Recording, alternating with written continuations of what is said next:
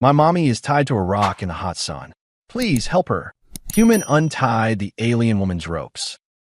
The noon sun of Solan, hit like an open furnace. Light bounced off every mirrored surface in Aurelia Crown, a city built to worship precision. The air shimmered above the white plazas, clean enough to sting the eyes. People walked quietly under the mirrored pylons, their steps measured to match the rhythm of the city's regulated hum. Even the wind seemed disciplined here. Felix Merrick moved through the crowd with the same control. His expression stayed neutral, his pace even. He wore light sand-gray work trousers and a white field shirt rolled at the sleeves. A small ID tag glinted on his chest, Heliostat Data Division, a government job that required calm and obedience. He'd learned to look like he belonged. He'd been a field systems operator once, stationed in the outer colonies before the war ended. That work left him with a permanent sense of situational awareness, a habit of scanning every space for threat or imbalance. Now, even as a data archivist, he couldn't stop reading rooms like they might explode. His current assignment was simple: catalog heliostat records and monitor solar energy output from the mirror pylons that powered the city. It wasn't heroic work, but it paid, and it kept him in the city's upper tiers. He told himself that was enough. Then he heard it, a small voice cutting through the steady hum. "Please, my mommy." He stopped. The sound was desperate, thin, high, breaking under the heat. It wasn't the kind of thing people said out loud in Aurelia Crown. Not in public, not where cameras could hear. Felix turned. The girl couldn't have been more than 6. Her skin was light green with a faint shimmer when the sun hit it, the hallmark of the Orenyi, one of the colony's native species. Her silver-white curls were plastered to her face with sweat. She looked dehydrated, lost. Her eyes, large and amber, were red from crying. She tugged at his sleeve again, her fingers small and trembling. "Please. She's tied to the rock." Felix followed her pointing hand. His stomach went tight. At the center of the plaza, the sun pillar rose from the white pavement, tall, polished, immaculate. Against it knelt a woman, bound at the wrists and waist with bright orange heat cord, the synthetic bands glowing from absorbed sunlight. The punishment was public and precise. 3 hours of exposure, designed not to kill, but to shame. Felix recognized the setup. It was a solar penance, a civic ritual for those who disobeyed regulatory mandates. The placard at the base of the pillar confirmed it. Refusal of pair audit. The woman's body shook from the heat. Her skin, a deeper shade of green, almost bronze, reflected the light like metal. Long white hair, tangled with dust and small beads, clung to her neck and shoulders. Her sand-colored wrap had soaked through with sweat, the fabric clinging to the shape of her back and hips. A bowl of water sat near her knees, already boiling. Her eyes, when she lifted them, were bright and furious. There was no apology in her face, just exhaustion and anger. Felix had seen soldiers break under less heat. This wasn't punishment, it was spectacle. The people watching, polite citizens in white linen and sunshades, didn't flinch. They whispered, pretending it was none of their business. That was how this city stayed clean, by letting the system handle its cruelty. The little girl tugged again, harder. "Please." They said she has to stay until the sun moves. He looked at the child, then back at the woman. Something in his chest tightened. She wasn't just any detainee. Her resemblance to the girl was clear. Same bone structure, same faint luminescence beneath the skin. The mother's lips moved, dry and cracked, but no sound came out. He scanned the area. 2 sun wardens stood nearby, white robes gleaming, faces covered by mirrored veils. Their hands rested lightly on control rods, the instruments used to adjust the heat cords. Their posture was calm. Everything about them said, "This is under control." Felix's rational side told him to walk away. He had a stable position. He'd worked too hard to keep it. The city didn't tolerate interference. Helping her could get him detained, or worse, exiled to the outer zones where records vanished. But as he looked at the girl, clutching his sleeve with both hands, the logic collapsed. He heard himself speak before deciding to. "Stay behind me," he said quietly. He stepped over the warning ring and walked straight toward the pillar. The wardens reacted a second too late. One raised a hand. "Citizen, you are not authorized." Felix kept walking. The heat hit him like a wall. His boots scuffed against hot stone. He crouched beside the woman and examined the buckles. The cords had embedded into her skin, leaving dark red burns. His gloved fingers moved quickly. She opened her eyes again, dazed. "Don't," she whispered, her voice hoarse. "They'll take you too." He met her gaze. Her pupils were constricted, her breathing shallow. "Then I'll be next to you when they do," he said simply. He braced his arm against the pillar and twisted the latch. The cord released with a dry snap. The smell of scorched polymer filled the air. The crowd gasped. A ripple of sound spread across the plaza. The wardens started forward, their robes moving in perfect symmetry. Felix ignored them, catching the woman before she fell. Her body was hot to the touch, her legs too weak to hold weight. He threw his jacket over her shoulders, the thick fabric instantly darkening with sweat. The little girl ran up and wrapped her arms around her mother's waist. "Come on," Felix said quietly. "We're leaving. Just walk." He moved fast but controlled. No running. Panic drew attention. He kept his hand on the woman's back, guiding her through the edge of the crowd. The wardens followed, but the people didn't move aside, too stunned to react, too afraid to get involved. That gave him seconds. He turned left into the shadow of a covered market. The sudden drop in temperature hit hard. Steam hissed from overhead, mist nozzles cooling the citrus plants that hung from the ceiling. He guided them behind a vendor's stall, through a narrow alley, and into a maintenance corridor running beneath the plaza. There, the city's sound dimmed. The woman slumped against the wall. Felix unscrewed his flask and handed it over. "Small sips," he said. She tried to take it, but her hands shook so much he steadied them. The water touched her lips, and she winced. The metal was still warm from the heat outside. Her breathing slowed. She managed to whisper, "You shouldn't have done that." Felix crouched beside her. Probably not. The child, leery, looked between them, silent, waiting for some sign that things were okay. "What's your name?" Felix asked the woman. "Sarah." Her voice cracked, but her tone carried pride. "My daughter, Leary. I'm Felix." He checked her pulse. It was irregular but strong. "You're stable. You'll need water and shade for a few hours." Her head tilted. "Why are you helping us?" He thought about the question. The answer was simple but heavy. "Because I couldn't keep walking." He wasn't sure if that sounded noble or pathetic. It didn't matter. It was true. She stared at him for a long moment, eyes narrow as if studying his motives. Then she nodded slightly, a quiet acknowledgement that she didn't have to trust him, but she would for now. Felix stood, checking the corridor entrance. "You can't stay here. Wardens will track the thermal trail." "Then where?" Sarah asked. "My place," he said. "It's close. You'll rest. After that, you can decide what comes next." He expected her to argue. She didn't. She tried to stand, swayed, and he caught her again, steady hands, no hesitation. Her skin was still burning hot against his arm. Leary clung to his side as they moved down the corridor, her small steps quick and uneven. Felix glanced back once, making sure no one followed. He could feel his heart pounding under his ribs. Every step risked exposure. Every turn of the corridor could lead to a checkpoint. But the moment he looked at the girl again, her small, shaking hand gripping her mother's sleeve, he knew the choice was already made. They walked toward the lower district where his apartment waited, cool, quiet, and full of order he suddenly didn't care about anymore.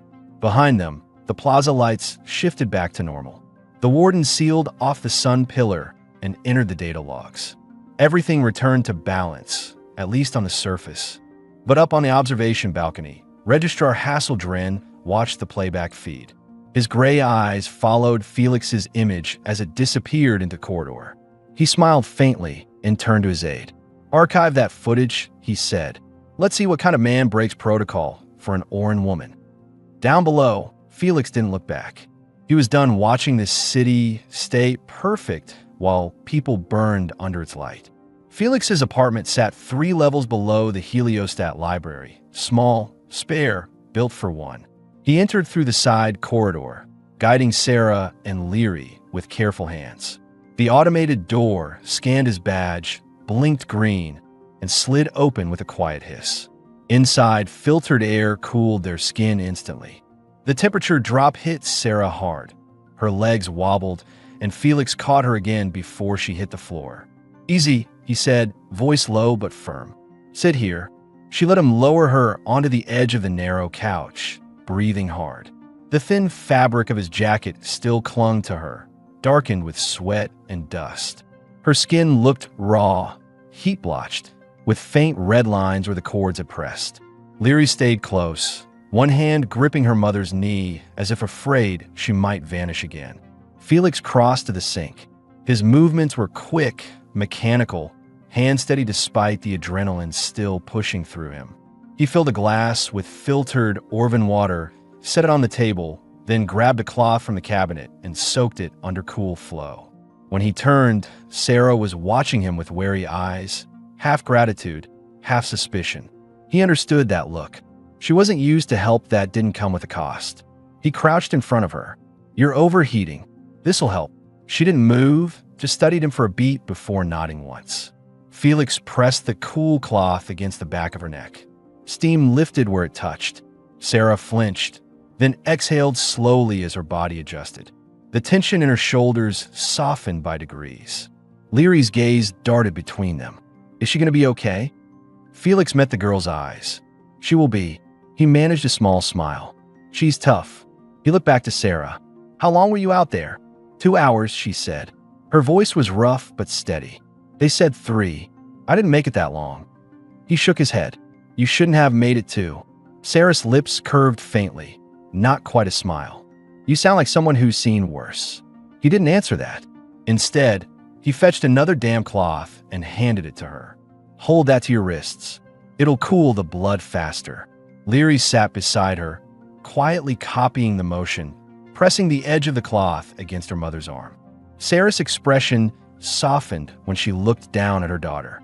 Felix stood, peeling off his gloves. The palms were reddened where the heat cord had burned through. The pain came now that the rush had worn off. He turned his hands under cold water, letting the sting ground him. Behind him, Sarah's voice broke the quiet. "You work for the government," she said. It wasn't a question. "I work with data, not enforcement. Still government." He didn't look at her. "They don't notice people like me." "That's not true anymore," she said quietly. "Not after what you did." Felix leaned against the counter. She was right. He knew it. The city's eyes saw everything. It was only a matter of time before someone from the civic office flagged his ID. But he wasn't ready to think that far ahead. "You're Orenyi," he said instead. "You live in the lower quarter?" Sarah hesitated, as if deciding how much truth to give him. "We did, before the audit summons. I was a singer at the cultural exchange halls, background music for trade gatherings, nothing political. They said my file got flagged for pair selection. I refused, so they made an example." Felix studied her face. "For refusing a pairing?" She nodded. "They called it non-compliance. Said refusal disrupts civic balance." Her tone turned sharp on the last word, as if the phrase itself tasted bitter. Felix exhaled, rubbing the back of his neck. He'd read about the pair audit program in passing, partnerships assigned through algorithmic compatibility. It was supposed to promote population stability. He hadn't thought about what happened to those who said no. Sarah looked up at him again. "What about you, Felix Merrick? What were you doing in that plaza? You look like a man who was supposed to be somewhere else." He gave a short laugh. I was heading to the heliostat tower. Routine data check. And you just stopped." He glanced at Leary, then back at Sarah. I heard her voice. That's all it took. The words came out too easily. They sounded naive even to him, but Sarah didn't mock him. Her eyes softened. "You could have walked away." He shrugged. "Didn't feel right." Leary tugged at her mother's sleeve. "Mommy, are we going to get taken again?" Sarah hesitated, then brushed her daughter's hair back. "No," she said. Her tone was gentle but unsure.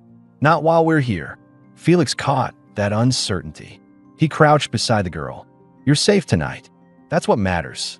He meant it, though he knew safety in Aurelia Crown was a temporary condition. Still, The way Leary's shoulders relaxed when he said it told him it was worth lying for. He stood, scanning the room. The place was almost painfully neat. One bed, one couch, minimal furniture. He hadn't realized how empty it was until now. Sarah seemed to notice too. "This place looks like no one lives in it," she said softly. "That's the idea," he replied. "Easier that way." Easier for who? He met her eyes, and for a long second, neither spoke. She was still assessing him, and he was still deciding what to risk. He crossed to a small cabinet and pulled out a jar of powdered nutrient mix and a packet of preserved meat. Thinly sliced refox, the only thing in the kitchen that wasn't gray. He set them on the counter. "You should eat." Sarah blinked. "You're feeding us?" "I'm not leaving a kid hungry in my house." She wanted to argue. He could see it, but exhaustion won. She nodded once, almost in disbelief. While Felix heated the food, she watched him move, precise, efficient, never wasting motion. He cooked like someone trained to do more dangerous things, and now used the same discipline for small acts of survival. The smell of seared meat filled the room, sharp and real. Leary sat cross-legged on the couch, nose twitching at the scent. Felix served them quietly. Small portions, simple, functional.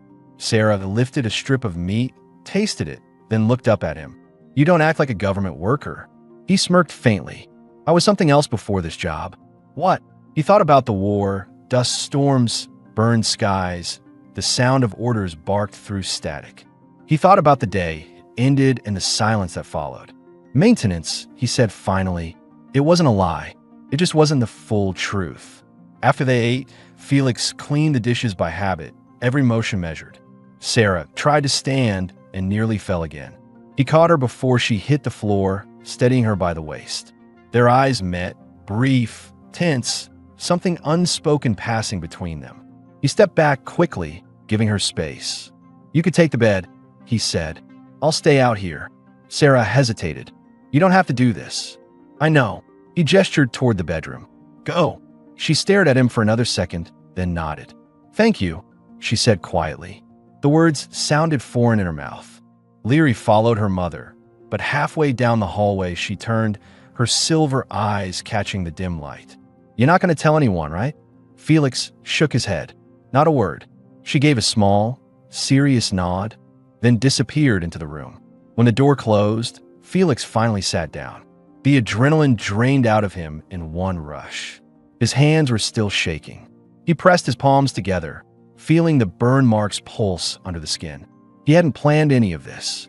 He didn't know what came next. But when he'd seen that child's face, terrified, pleading, something old in him had moved. A reflex he thought he'd buried. The part of him that couldn't look away from someone hurting. Outside, the city hummed with quiet perfection. Cameras scanned, pylons adjusted, citizens walked in silent formation. Everything continued exactly as designed.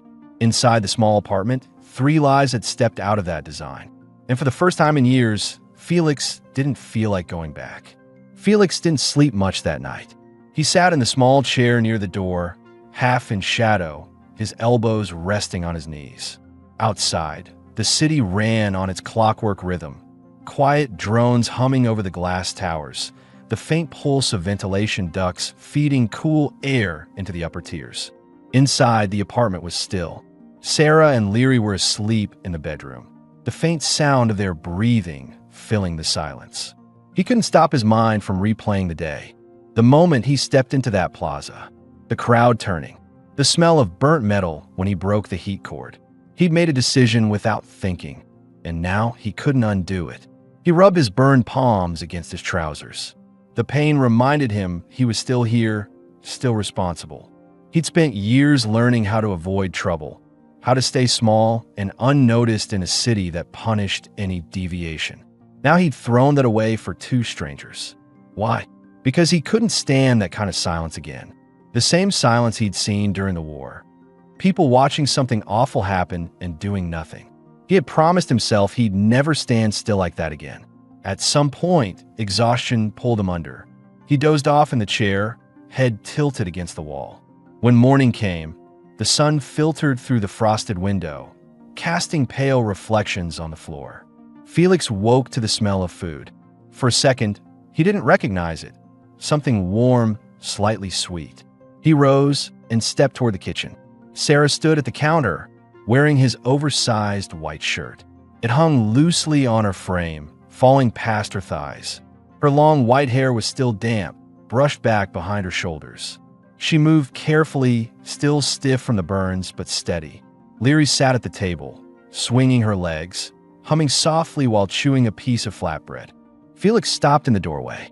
"You found the pantry." Sarah turned slightly, eyes calm. "You had a few things left. I made Leary breakfast." She held up a pan with a few slices of seared refox meat and soft flatbread folded with heated root paste. "There was enough for you too." He nodded once. "Thanks." His voice came out rough and used. "You didn't have to." "Neither did you," she said simply. He joined them at the table. The food was plain but good. Sarah ate slowly, careful not to tear the thin burns on her lips. Leary kept sneaking glances at him between bites. Felix noticed the little things, the girl's cautious politeness, Sarah's quiet way of watching him as though measuring every move. They weren't relaxed yet, but they weren't afraid either. That was progress. After they finished, Felix cleared the plates. Sarah reached out as if to help, but he shook his head. "Sit. You need rest." "I've rested enough," she said. "What happens now?" He looked at her. "Now, you stay out of sight for a few days. The wardens will look for you." Sarah frowned. "You think they care that much?" "They don't like being defied in public," he said. "And what happened yesterday wasn't small." Leary looked between them, her voice small. "Are they going to hurt us again?" Felix crouched beside her chair, steady and calm. "No one's going to hurt you while you're here. You have my word." He meant it, though he had no plan for what came next. Leary nodded, reassured by the firmness in his tone. Sarah leaned back, studying him. "Why would you risk yourself for people you don't even know?" He hesitated. "Because I know what it feels like to be left to burn." She said nothing, but her eyes softened. That answer, simple as it was, told her more than any explanation could. Felix washed his hands, turning over practical thoughts. "You'll need supplies," he said. "Clean wraps, more food. If you stay here, someone will notice eventually." "You think we should leave the city?" Sarah asked. He looked at her carefully. "You could, but it won't be easy. The gates scan everyone. No papers, no exit." "Then you're stuck with us," she said quietly, almost teasing, but not smiling. There was too much weight under the words. Felix gave a small shrug. "Looks that way." The silence that followed was oddly comfortable. Sarah's hand brushed her daughter's hair, untangling the curls with slow fingers. Leary leaned into the touch, content. For a moment, the apartment felt like something almost normal. 3 people sitting in morning light, the smell of cooked food still in the air. Felix broke the moment with quiet practicality. "I'll go out later," he said. "Bring medicine and food. Maybe new clothes for Leary." "You don't have to," he interrupted softly. "I know." She looked at him, studying his face as if trying to read the kind of man he really was. His composure didn't seem like that of a bureaucrat. His body language was too alert, too measured. Finally, she asked, "You were military?" He paused before answering. "Something like that.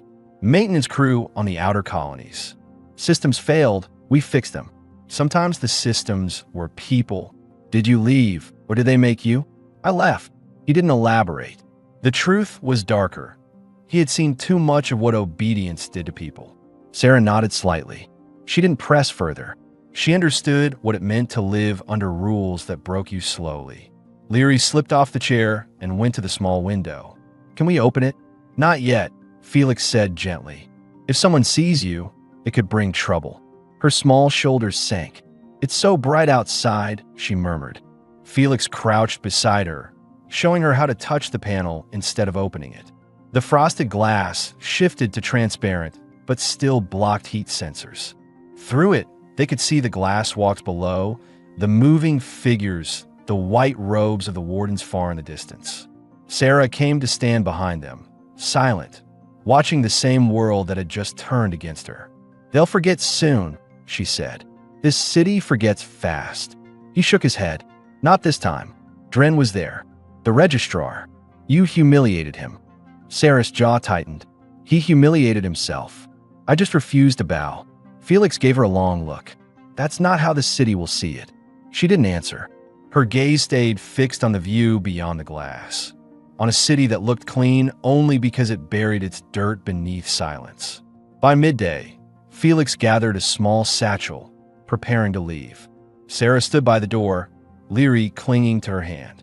You sure it's safe? She asked. It's never safe, he said, adjusting his coat, but it's quiet enough right now. Sarah hesitated. Felix, she stopped, searching for the right words. Thank you. For yesterday. For this. He nodded, not looking at her too long. Lock the door after I leave. Don't open it unless it's me. When the door closed, Sarah leaned against it, exhaling.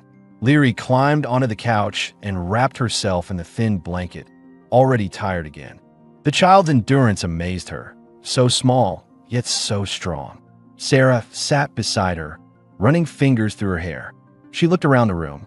Felix's space was clean to the point of emptiness. No decorations, no photos, no signs of another life. A man who'd learned to live with nothing he couldn't lose. She wondered what had broken him to make him live that way. Hours passed quietly. Sarah reheated the leftover food, washed the dishes, and watched the clock tick in soft blue light. Every sound outside made her heart jolt. A passing cart, footsteps, a drone hum. She wasn't used to safety. She didn't know how to believe in it. When Felix returned, the door sensor beeped twice before opening. He carried a sealed bag of supplies and 2 folded garments. It's clear outside, he said. For now. He handed Leary a small wrapped package, a new tunic, soft and pale blue. The child's face lit up. It's pretty, she whispered. Got it from a market vendor. Said it was a return order, Felix said, unpacking the rest of the bag. Didn't leave a trace of purchase. Sarah helped him arrange the supplies, ointments, wrapped food, and a bottle of antiseptic. As she leaned over the table, her hair brushed his arm. He felt the warmth of her skin through the shirt and froze. Sarah didn't move away immediately. The contact lasted a second too long before she stepped back. Sorry, she said quietly. He shook his head. No reason to be. The air between them shifted, not uncomfortable, but heavier. Sarah looked down at the bandages he'd brought and then at his hands. You burned yourself untying me, she said. Let me help. I can manage. You helped me, she said, voice firm now. Let me return that. He didn't argue. She took his hands gently, wrapping the burns with clean fabric. Her fingers were warm, precise. When she finished, she looked up and met his eyes. There, she said. Now we're even. Felix didn't smile, but his voice softened. Not even close. Later that night, after Leary fell asleep, Sarah sat on the couch, hair down, the city lights reflecting faintly through the window. Felix stood near the door, checking the locks. She looked at him and said quietly, They'll come again, won't they? He turned. Maybe, but next time I'll be ready. She studied his face, the calm certainty, the controlled strength. And for the first time, she believed him. The fear that had followed her for days began to fade, replaced by something unfamiliar but steady. Trust. It wasn't safety yet, but it was the closest thing she'd had in years. The following morning started quiet. Too quiet for a city that was usually alive with the low hum of transit lines and vendor chatter. Felix woke early, same as every day, his body still tuned to discipline. He stood by the window, looking through the frost glass panels that filtered the sunlight into thin silver bands across the floor. Below, the city moved in clean, organized lines. Wardens on patrol, workers in white and gray uniforms. Everything was precise again, like nothing had happened the day before. He watched for a long moment, scanning faces, measuring patterns, looking for anyone who lingered too long. Old habits, the kind that never left you, even when the uniform did. Behind him, Sarah stirred. She sat up on the couch, rubbing her eyes, the oversized shirt slipping down one shoulder. Her skin was healing, no longer flushed with heat burns, but faint marks remained where the cords had burned into her. She looked better, stronger. Leary was still asleep, small and tangled in the blanket at the foot of the couch, her silver hair spilling over her face. Felix turned away from the window and began brewing coffee.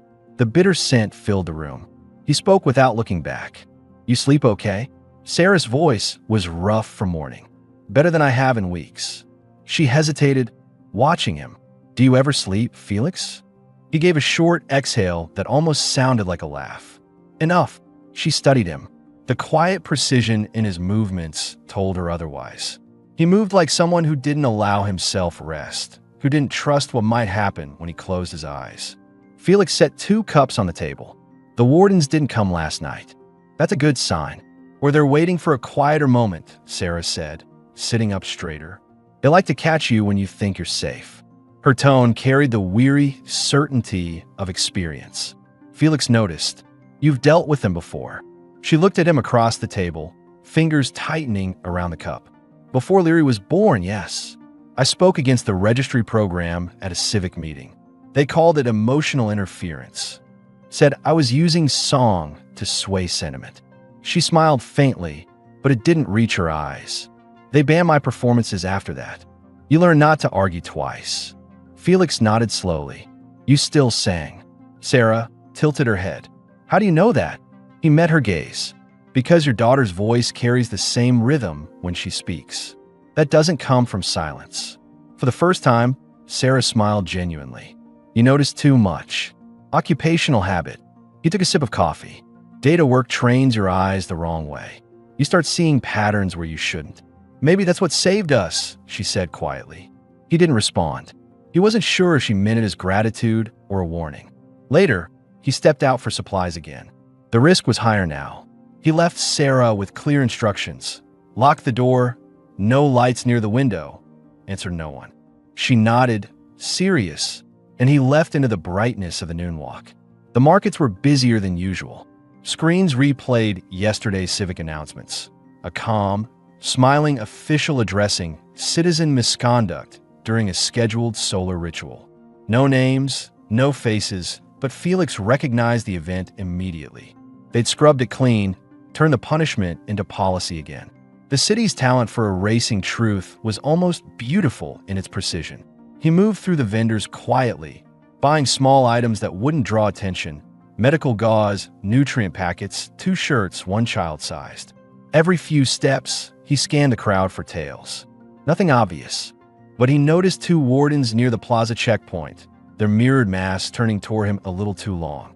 He shifted direction, slipping into the lower market corridor that wound beneath the heliostat tower.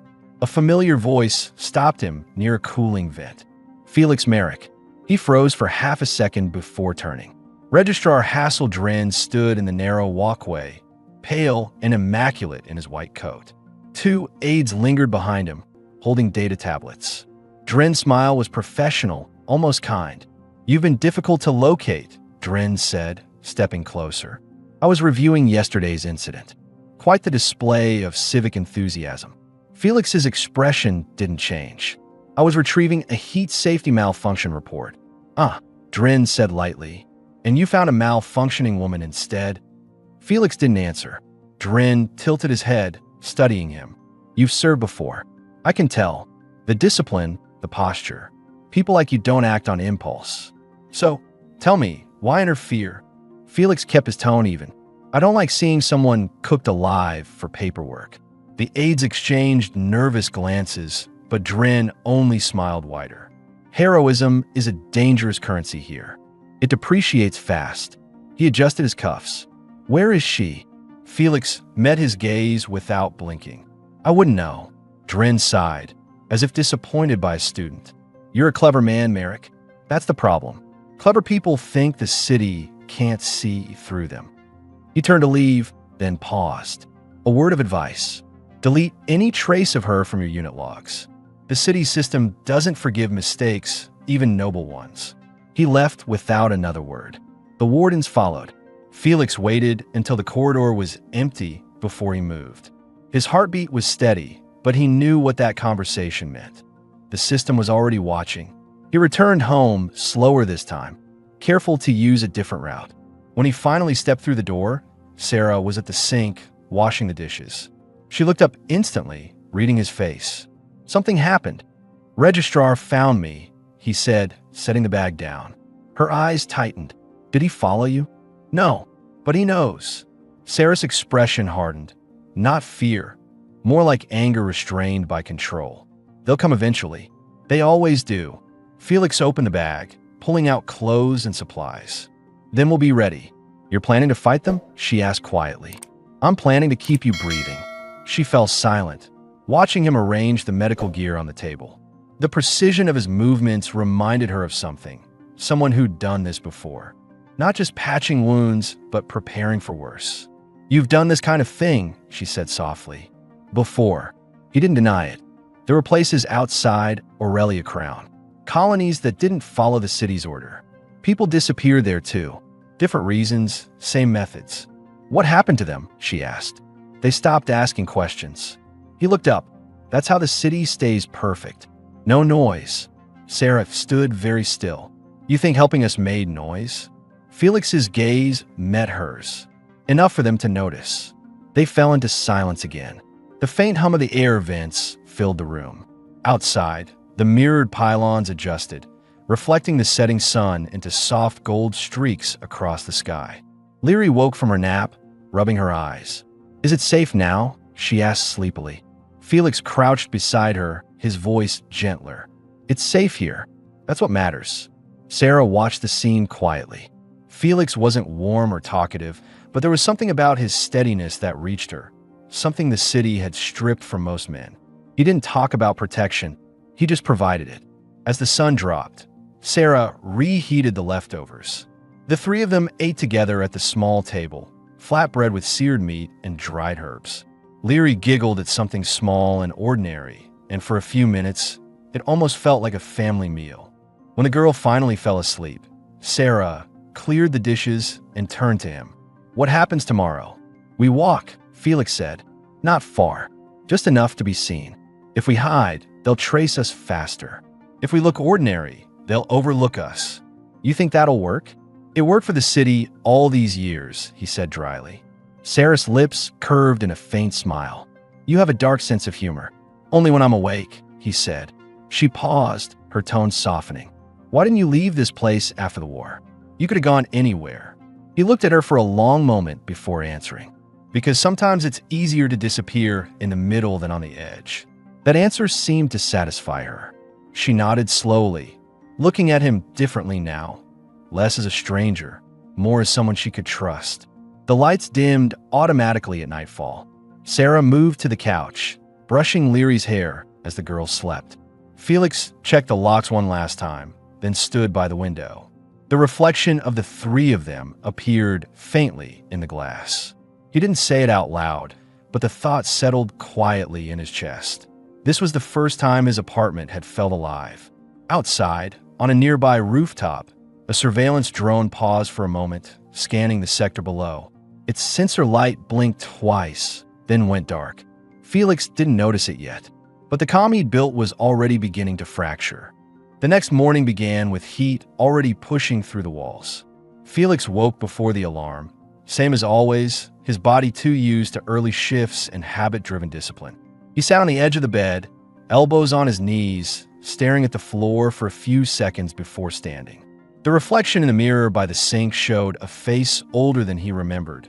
Short, dark hair, a few lines that hadn't been there before the war, and eyes that still measured every shadow as a potential threat.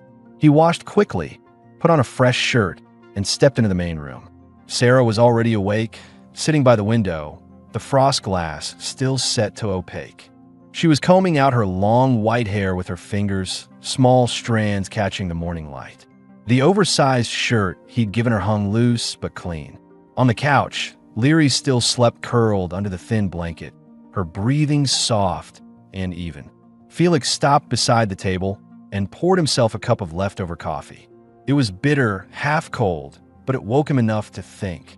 Sarah glanced up, her eyes a little softer than the night before. You don't stop moving, she said. He shrugged. Used to it. When I stop, things catch up. What kind of things? She asked quietly. He didn't answer right away. The memories were there. Sandstorms, broken orders, heat shimmer over battle ruins. Civilians standing in line because someone told them to.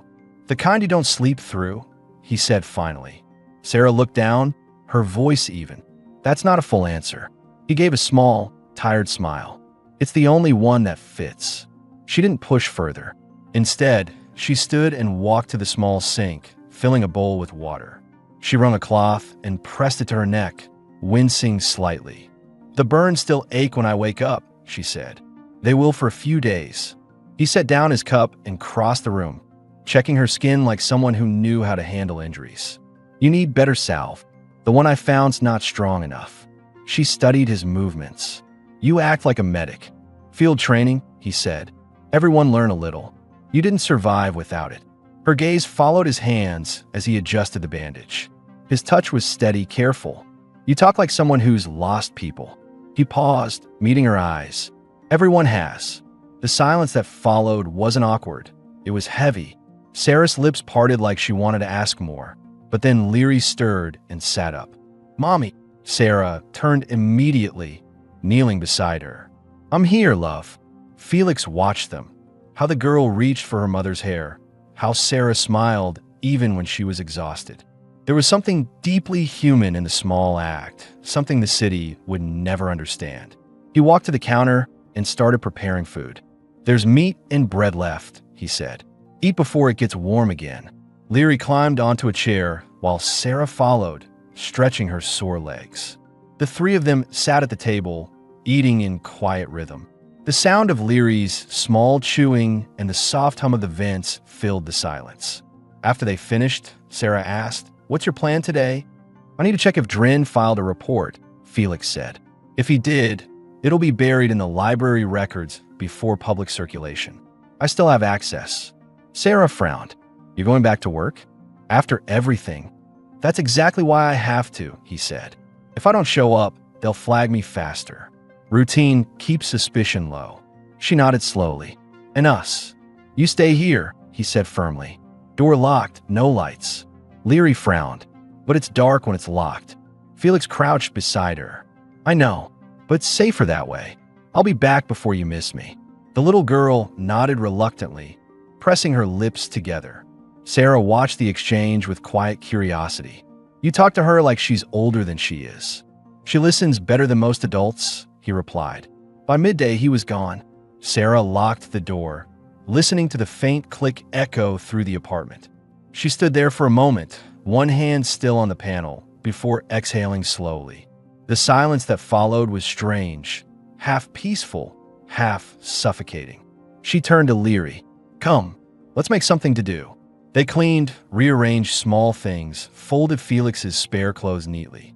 Sarah noticed how organized everything was. His bed perfectly made, tools sorted by size, no clutter.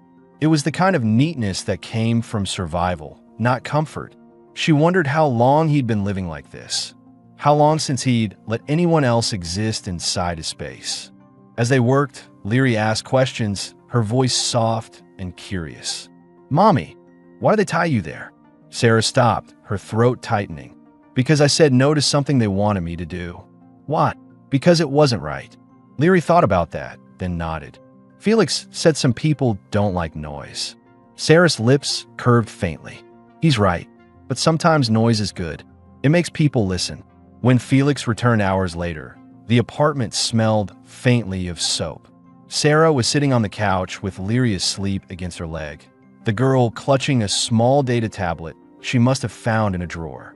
Sarah looked up immediately. You're late. He locked the door behind him. Had to wait until the shift cleared. Did you find anything? Felix nodded, lowering his voice. The city sealed the file. Dren reported it as a procedural disruption. No names, no public record. But he tagged my ID under observation level 1. What does that mean? It means they're not coming tonight, he said, but they're watching. Sarah looked down at her daughter's sleeping face. So what do we do? Nothing loud, Felix said. We blend in. The system ignores anything that looks ordinary. She tilted her head. And you think we can look ordinary? He gave a short smile. If we practice. Sarah studied him, seeing the hint of humor that hid beneath his calm. For the first time, she laughed, a quiet, dry sound that still carried warmth. It caught him off guard. What? She asked. Nothing. Just haven't heard that sound here before. Then you need better company. He looked at her for a moment, unsure how to answer that. The air between them thickened slightly, not awkward, but charged with something unspoken. He broke it by turning to unpack a small paper bag. I brought something. He pulled out a folded cloth and set it on the table. Inside was a small portion of spiced refox, still warm from the vendor's stall. Not much, he said, but it's better than nutrient paste. Sarah's expression softened. You went all the way to the lower market for this. Leary hasn't had real food in days. Sarah watched him unwrap the cloth and divide the meat into 3 portions. His precision, even in small acts, cutting evenly, serving without waste, felt strangely intimate. She handed him a plate. Sit. You've been on your feet all day. They ate together at the small table. The city's hum muffled behind the walls.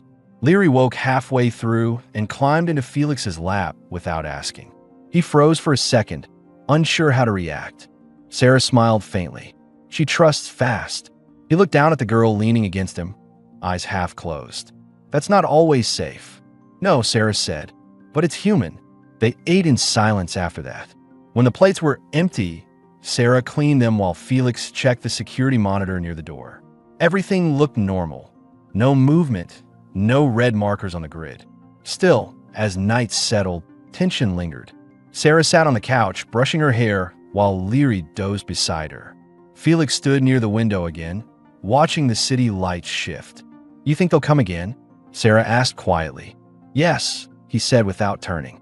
But not soon. They'll wait. Drin's patient. He wants to see what I'll do next. She looked at him. And what will you do? He turned finally, his expression unreadable, but his tone steady. Exactly what they don't expect. She nodded slowly. And what's that? He stepped closer, stopping beside the couch. Keep you alive. Every day until this city forgets what it tried to do to you. Sarah met his eyes for a long moment. You can't fix the system, Felix. No, he said, but I can make it choke on one bad calculation. That answer lingered between them, quiet and dangerous. Sarah's gaze softened, part fear, part admiration. You sound like someone who used to believe in something. I used to, he admitted. Then I saw what belief does to people when someone else controls it. For a long time, neither spoke. Leary shifted in her sleep, curling against her mother. The lights dimmed to night mode, throwing the room into soft gray. Felix turned toward his chair near the door, his usual post, but Sarah's voice stopped him. You don't have to sit there all night. He hesitated. Someone should stay alert. You've been alert since the day we met, she said softly. Sit with us for once. He hesitated again, then crossed the room and sat at the far end of the couch. The distance between them was small, but the weight of the choice felt large. Sarah leaned back, closing her eyes. For the first time, Felix allowed himself to breathe without waiting for an alarm. Outside, the lights of Aurelia Crown glimmered against the dark sky, cold and perfect. Inside, 3 people shared a silence that felt, at last, alive. The next day began slower. Morning light slipped through the frosted glass, painting thin, bright lines across the room. Sarah woke first. Felix was still on the couch, asleep in the corner with his arms crossed, boots on, and his head tilted back. It was the first time she had seen him not moving, not guarding, not calculating.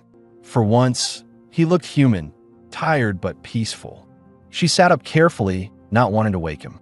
Leary was still asleep beside her, clutching the corner of his jacket like it was a blanket. Sarah smiled faintly. That small act, Leary reaching for someone new, meant more than words.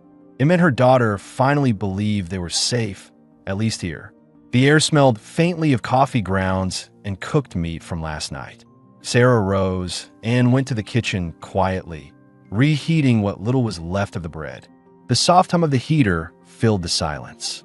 Her burn still hurt when she reached too far, but she ignored it. She'd lived through worse. Felix stirred a few minutes later, his eyes opening instantly. No slow waking, no stretch, just awareness. His hand went instinctively toward the sidearm holster that wasn't there anymore. Then, realizing where he was, he relaxed. You're up early, he said, voice rough. Old habits, she answered. You trained me yesterday. Stay quiet, move early. He gave a small smile. You learn fast. I had to, she said simply. People who don't last. Felix sat forward, rubbing his neck. Pain better today? Some, she said. You? Same. He flexed his burned hands. They'll scar. Not the first time. Sarah studied him as he stood, his movements deliberate but heavy with fatigue. He wasn't built like most city men. He carried himself like someone who expected trouble, and yet there was nothing aggressive about him. He radiated calm, stability. Leary woke soon after, blinking sleep from her eyes. Is it still morning? Barely, Felix said, handing her a cup of warm water. Drink slow. The girl obeyed, sitting at the table. Sarah watched him as he moved around the small kitchen, pulling things from cupboards, checking supplies. Every motion was efficient, rehearsed. He had no wasted gestures. You've been alone a long time, she said softly. He glanced over his shoulder, but didn't answer right away. Easier that way, he said finally. Maybe before, she replied, but not now. He looked at her properly then, eyes steady. You think I'm not used to this city? It takes what it wants. People, time, memory. It'll take you too if you give it an opening. Sarah stepped closer. Then we don't give it one. Her tone was quiet but firm. Felix's gaze softened. There was something defiant in her that reminded him of why he'd stopped that day in the plaza. They ate in silence for a while. Leary talked about dreams she half remembered, something about a bright beach and cold water. Sarah smiled, listening. Felix said nothing but took mental note. The girl needed light, fresh air, not just walls and filtered sun. After breakfast, he cleared the dishes. We need to move today, he said. Not far, just a walk through the market. If we keep hiding, they'll start tracing movement logs. Sarah frowned. You said being seen was safer. Seen, not remembered, he clarified. We blend. People remember noise. They don't remember quiet. By late morning, they were ready. Sarah wore a plain gray shawl over her head, hiding her distinct hair. Felix adjusted his jacket to cover his ID tag. Leary held her mother's hand tightly as they stepped into the sunlit corridor. The heat hit instantly, sharp, clean, the air dry enough to sting. Felix walked slightly ahead, scanning every reflective surface for movement. Sarah and Leary followed, heads down, steps even. The market square was alive again.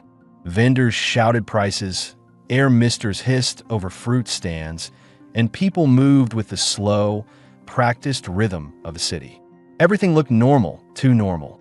They stopped at a small stall selling dried herbs and root oils. Felix exchanged a few quiet words with the vendor, a tired man who barely looked up. The trade was small but served its purpose, appearing ordinary. Sarah stayed close, watching Leary's eyes wander over the bright displays. For a moment, it almost felt like life before the punishment. Then she noticed two wardens standing by the fountain, talking quietly, their mirrored visors reflecting sunlight. Her pulse quickened. Felix noticed too. Without turning his head, he said under his breath, "Don't look at them. Follow my pace." They continued walking, unhurried. The wardens didn't move. Felix guided them toward the shade of an alley lined with cooling ducks. When they reached the narrow walkway, Sarah finally exhaled. "You saw them too?" "Yes," he said, "but they didn't recognize you." He glared distorts faces. "That's why we walk at noon." Sarah shook her head. "You think like a soldier." He gave a half smile.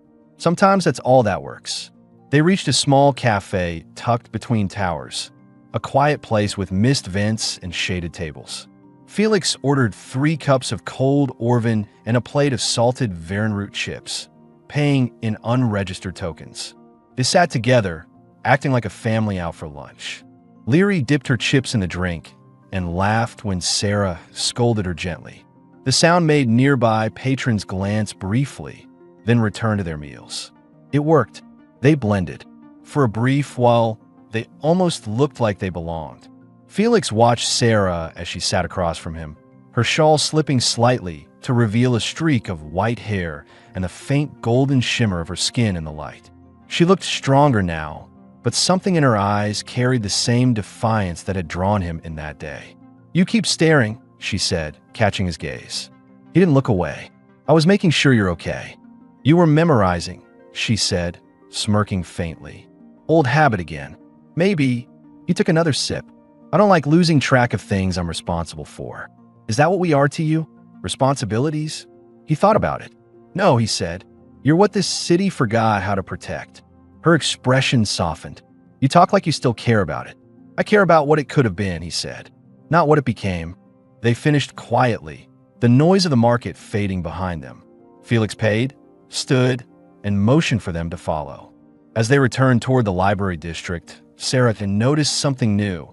People whispering as they passed, glancing her way, then looking quickly away again. Felix caught it too. He tensed slightly, lowering his voice. Someone recognized you. Sarah's jaw tightened. Already, rumors travel faster than wardens, he said. We need to get back. Now, they moved through the crowd again, faster but still composed. Behind them, the murmur spread. No one shouted. No one pointed. But whispers were enough. Aurelia Crown didn't need mobs. It used information as its weapon. By the time they reached the building, Felix's instincts were in overdrive. He scanned every corner before entering the lift. The door closed, sealing them in dim silence. Sarah looked at him, her breathing quick but controlled. How long before they come? I don't know, he said. Hours, maybe less. We'll need a backup. Backup, she repeated. An exit that isn't on record. Back in the apartment, Felix checked his old equipment box, one of the few things he hadn't turned in when he left field service. Inside were tools, a handheld signal jammer, and a worn portable drive with restricted schematics. Sarah watched him pull it all out, her voice tense. You planned for this? Not exactly, he said, but I don't believe in safety without a door. As he worked, Leary climbed onto the couch again, holding the small data tablet she'd found earlier. Felix. He glanced up. Yeah. Can we go outside again tomorrow? He paused, looking at her innocent face, then smiled faintly. We'll see. Maybe somewhere different. Sarah met his eyes. She knew what that meant. They wouldn't stay here much longer. That night, the air in the apartment felt heavy. Sarah sat beside Leary, stroking her hair until she slept. Felix stood by the window again, the faint orange glow of the pylons reflecting in his eyes. Sarah joined him quietly. They'll come, won't they? She said. Maybe, he said, but not before I move first. She turned to look at him, close enough to feel the heat of his skin. You're risking everything for us. What? Felix didn't look at her. Because I was trained to follow orders. And for once, I want to follow something better. Her hand brushed his arm, a soft touch that lingered longer than either expected. Then let me help. He looked at her finally. Her expression was steady, unafraid. He nodded once. Tomorrow, then, outside, the perfect city glowed like glass under the night sky. Inside, 3 people planned something it wasn't designed to handle. Defiance made quiet, human, and alive. Felix didn't sleep that night. He sat at the small table, the dim blue light from the city screens flickering over his face. On the surface, everything in Aurelia Crown still looked perfect. No alarms, no pursuit, no announcement. But he knew silence here wasn't safety. It was calculation. When the city stayed quiet, it meant someone was deciding the next move. At dawn, Sarah came out of the bedroom. She had tied her hair back with a strip of gray cloth and wore one of the plain shirts he had brought from the market. She looked composed, almost calm, but the tension around her eyes said otherwise. You didn't sleep again, she said.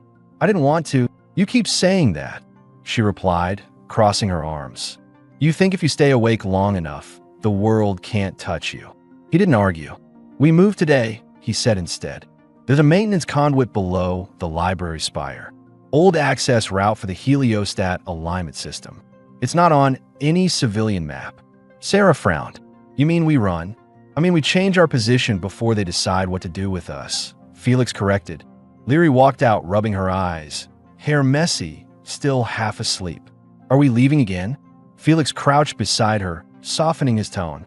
We're just going to a quieter place. You like it? There's water and light. Sarah watched him. You're sure it's safe? As safe as anywhere can be in this city, he said. They packed quickly, food, medicine, the bare minimum. Felix carried most of it, strapping the pack tight over his shoulder. When Sarah tried to help, he shook his head.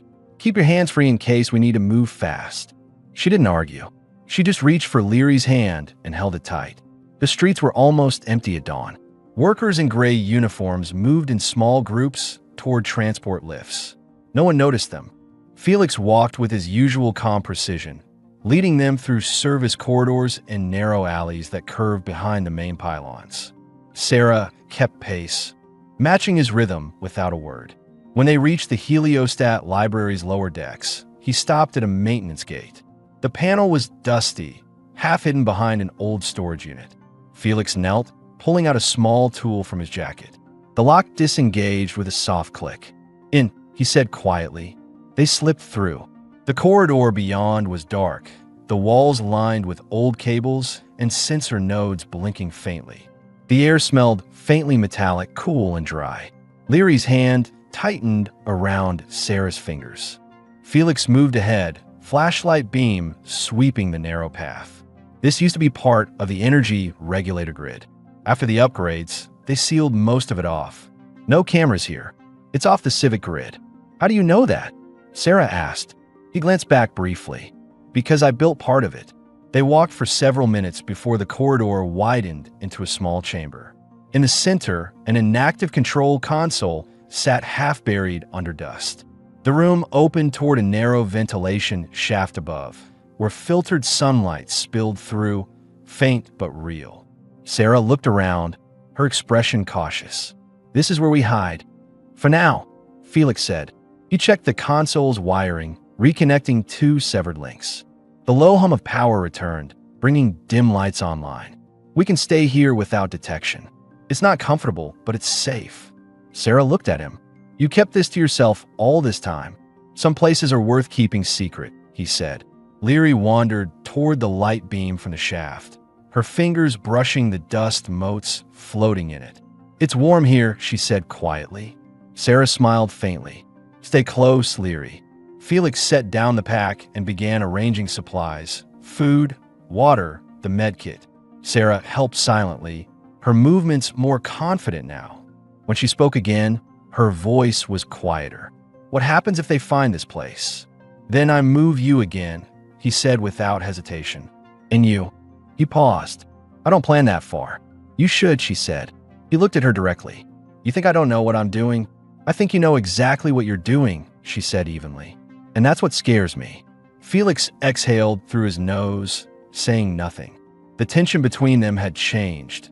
No longer sharp, but heavy with something unspoken. By late afternoon, they settled into silence. Leary drew patterns on the dusty floor using a small metal rod she found. Sarah sat nearby, humming softly, a melody without words. Felix listened while repairing a portable sensor, the faint tune echoing off the walls. "That song," he said finally. "You used to sing it publicly?" Sarah nodded. "Before they shut down my performances. It's an old Oreni song, about light finding water. Most people don't even understand the language anymore." "It sounds human," Felix said quietly. "Because it's simple," she replied. "Everything that keeps us alive is simple." He looked up from his work. "Not here. Maybe not for them," she said. "But for us, it still can be." That night, they ate a quiet meal of dried meat and warm bread. Leary fell asleep early, curled between them. Sarah leaned against the wall, her voice low. She doesn't remember much from before. "I used to think that was mercy." Felix nodded. "Maybe it is." She turned toward him. "And you? What do you remember?" He hesitated, then said, "A war no one was allowed to call a war. I fixed systems that kept people alive long enough to die slower. I stopped when I realized it wasn't repair, it was management." Sarah looked at him for a long time. "You still fix things, just different ones now." He didn't reply, but she saw the faint twitch of a smile. Hours passed. The light from the shaft dimmed into darkness. Sarah moved closer to him, her shoulder brushing his arm. "You know," she said quietly, "you could have left me there that day." "I know. Why didn't you?" Felix looked at her. "Because I was tired of doing nothing." The silence that followed wasn't cold. It was intimate. Sarah leaned slightly closer, her voice barely above a whisper. You shouldn't carry this alone. He turned toward her. I'm not. Her hand brushed his jaw, tentative at first, then steady. The gesture wasn't sudden. It was slow, deliberate, like a test. Felix didn't move away. He just watched her, steady breath, heartbeat calm, but strong. You don't have to say anything, she murmured. I already know. He did the only thing that felt right. He reached up, caught her wrist gently, and turned his face against her palm. The warmth of her skin was real, grounding.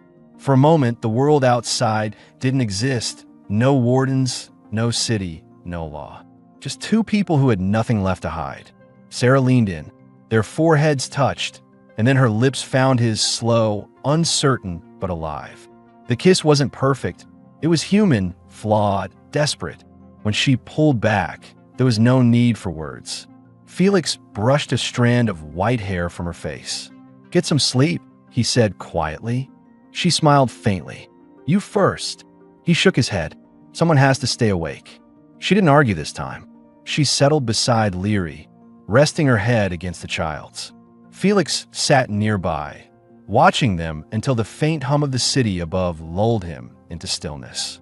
Outside, Aurelia Crown kept shining, unaware that, beneath its flawless design, something had begun to shift, something fragile and deeply human, built on trust, defiance, and the quiet decision not to look away ever again.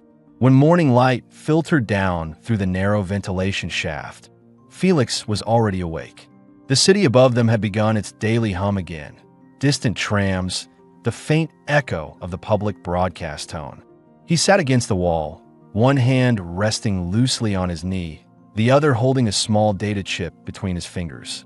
The chip contained everything that tied him to the city's registry network. His ID, his access codes, his recorded life. He turned it once, twice, then set it beside the dead console. Sarah stirred beside Leary, the light brushing across her face. She blinked awake, her hair scattered over her shoulders. For a moment, she didn't remember where she was. Then she saw him, still watchful, and exhaled softly. You didn't sleep again, she murmured. Felix looked up at the light beam overhead. Didn't need to. Sarah pushed herself upright. You're gonna burn out if you keep this up. He smirked faintly. I've been burning out since the war. It's just slower now. She reached for her daughter, brushing dust from Leary's cheek. The girl stirred but didn't wake. What's the plan today? He nodded toward the console. I'll use the old transmitter to access the subgrid. If I can mask my ID long enough, I can remove the observation flag Dren placed on me. Sarah frowned. Won't that alert them? Yes, he admitted, but not before it's too late to trace. After that, we can leave through the maintenance gate at the outer canal. No checkpoints, no scans. And after, he hesitated. After, we keep walking. Sarah's expression softened. You talk like someone who doesn't expect a place to stop. He met her gaze evenly. I stopped expecting a long time ago, but I believe in keeping people alive. That's enough. While he worked, Sarah cleaned what little space they had, careful not to wake Leary. She found a small metal plate and used it as a mirror, tying her hair back again. Every now and then, her eyes drifted toward Felix, his concentration, the faint scar under his right eye, the way his hands moved with precise control. When he finally leaned back from the console, sweat clung to his forehead. It's done, he said. The city won't see us anymore. Not until someone looks directly. Sarah tilted her head. You erased yourself too, didn't you? He didn't answer. She stood, walked over, and placed a hand on his shoulder. That means you can't go back. I wasn't planning to. Then where will you go? He looked at her, eyes steady. Wherever you do. The words came out simple, but the meaning hit both of them like a quiet impact. Sarah blinked once. Her expression caught between disbelief and something else, something softer. Before she could respond, Leary woke, yawning. I'm hungry, she said. Felix smiled faintly. Good timing. We're leaving soon. They packed what little remained. The corridor air was cooler now, the hum of power above them steady. Felix led them through the narrow tunnel toward the outer shafts. Each step echoed softly in the quiet. Sarah carried the small pack. Leary walked between them, clutching Felix's hand with one and her mother's with the other. When they reached the exit hatch, Felix stopped. Through the narrow vent grating, he could see sunlight reflecting off the canal surface. The water shimmered silver, untouched by the city's traffic above. It was the first real open space Sarah had seen since her punishment. "Is that outside?" Leary whispered. Felix nodded. "Close enough." They climbed out one at a time. The air hit them fresh and warm, carrying the faint scent of algae blooms and metal. Sarah stood beside him, looking across the quiet water. For a city built on control, this place felt oddly free, an overlooked maintenance stretch where no one came anymore. Felix set down the pack. "We follow the canal west. It leads to the agricultural ring. Out there, no one checks ID as long as you work." Sarah looked at him. "You already thought it through." "I don't take risks without exits," he said. Leary crouched by the water, watching her reflection ripple. "It's so bright," she said, squinting. "Does this mean we can stay?" Felix crouched beside her, his voice calm but warm. "Yeah, we can stay as long as we need to." They walked for hours, keeping low along the canal wall until the high towers of Aurelia crowned faded behind them. The farther they went, the more the air changed, less filtered, more alive. The structures turned from glass to metal, then to plain concrete. Here, the world felt real again. By evening, they reached an abandoned inspection outpost. Felix forced open the door with a metal bar. Inside, the air was stale but breathable. The walls were lined with rusted panels and old control units. Sarah dusted off a bench while Leary explored with small, curious steps. "This will do," Felix said, setting down the pack. "It's dry and off-grid." Sarah smiled faintly. "You say that like it's a luxury. In this city, it is." They ate a quiet meal of dried meat and water from the canal filter pack. When they finished, Sarah sat beside him on the bench, her hand brushing his arm. "You didn't have to come this far for us," she said softly. Felix looked at her. "You're not just us anymore." Her breath caught. "What do you mean?" He hesitated, choosing his words carefully. "When I pulled you off that pillar, I told myself it was impulse. Maybe guilt, but it wasn't. It was recognition. You reminded me what it's like to see someone still fighting, even when they've lost everything." Sarah's eyes met his, steady and unflinching. "And what did you lose, Felix?" He exhaled slowly. "My reason to stay human." Until now. For a long moment, neither of them spoke. The air between them thickened with quiet understanding. Sarah reached up, her fingers brushing the edge of his jaw. He didn't move away. When she leaned in, the kiss came naturally this time. No hesitation, no uncertainty. It was gentle, steady, born of survival and trust. The world outside could collapse, but for that moment, it didn't matter. Leary stirred in her corner, half asleep. "Are we home now?" she mumbled. Sarah smiled against Felix's shoulder. "Yes," she whispered. "We're home." Felix looked at the small girl, then at Sarah. The faintest smile crossed his face. For the first time in years, he let himself believe the word. Outside, the sun dipped below the horizon, painting the sky in muted gold. The lights of Aurelia crown shimmered faintly in the distance, perfect and hollow. Inside the quiet outpost, a man, a woman, and a child sat together in the fading light. 3 lives the city had forgotten, building something it could never measure. Peace made by choice, not by order. Felix reached for Sarah's hand, their fingers locking naturally, as if they'd been meant to find each other from the start. The silence between them wasn't empty. It was alive, filled with the weight of everything they had survived and the fragile promise of everything still ahead.